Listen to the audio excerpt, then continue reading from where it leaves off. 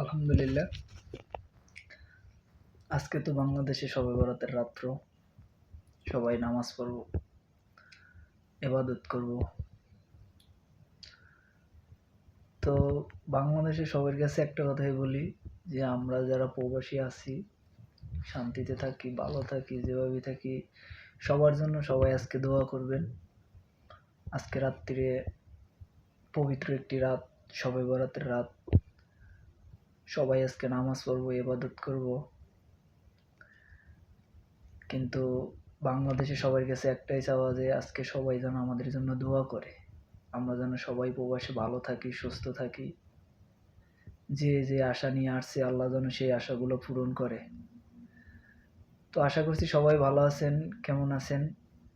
আলহামদুলিল্লাহ, আমরাও ভালো আছি। সবাইকে আজকে শবে বরাতের রাত্রে আসসালামু আলাইকুম।